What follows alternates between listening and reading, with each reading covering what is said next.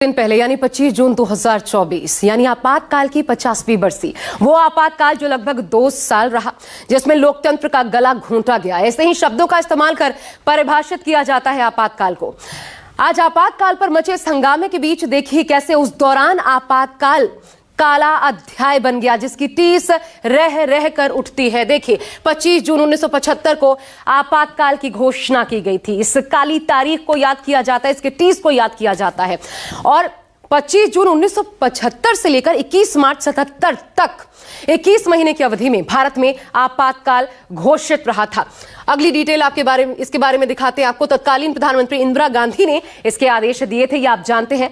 हालांकि कभी अटल बिहारी वाजपेयी ने भरी संसद में विपक्ष में रहते हुए पाकिस्तान को तोड़कर बांग्लादेश बनाने पर इंदिरा गांधी की तारीफ में उन्हें दुर्गा की संज्ञा दी थी।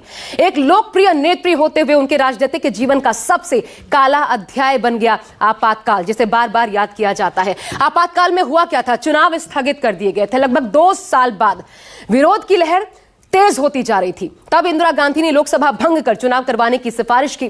चुनाव में आपातकाल लागू करने का फैसला कांग्रेस के लिए बुरी हार लेकर आया। खुद इंदिरा गांधी अपने गढ़ रायबरेली से चुनाव हार गईं और जनता पार्टी भारी बहुमत से सत्ता में आई। मोरारजी देसाई तब प्रधानमंत्री बने थे। आगे देखिए, नागरिक अधिकारों की बात की जाए तो समाप्त करके मनमानी की गई। आरोप लगते हैं लोगों को जेलों में डालने की सरकार को बेलगाम छूट मिल गई थी। इस आपातकाल में असहमति को सख्ती से कुचला गया और नागरिक स्वतंत्रता को सरकार की ओर से रौंदने का काम किया गया। राजनीतिक रूप से क्या असर देखने को मिला? राजनीतिक विरोधियों को कैद कर लिया गया था। सभी विपक्षी दलों के नेता, सरकार के आलोचक सभी गिरफ्तार किए गए। एक लोकतांत्रिक देश के लिए यह सदमे के समान था और यही कारण है कि इसकी टीस आज भी और उस आपातकाल का जिक्र आज भी सदन के पटल पर किया जा रहा है।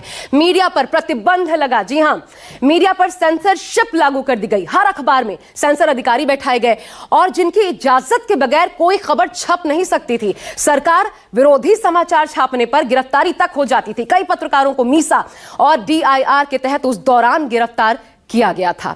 और इसी आपातकाल को हथियार बनाकर मोदी सरकार विपक्ष पर हमलावर है, इसकी याद दिला रही है। जनता के बीच यह साबित करने की कोशिश कर रही है कि संविधान की बात करने वाला विपक्ष खुद संविधान के साथ खिलवाड़ कर चुका है और जनता के बीच सरकार के खिलाफ भ्रम फैलाने की कोशिश कर रहा है।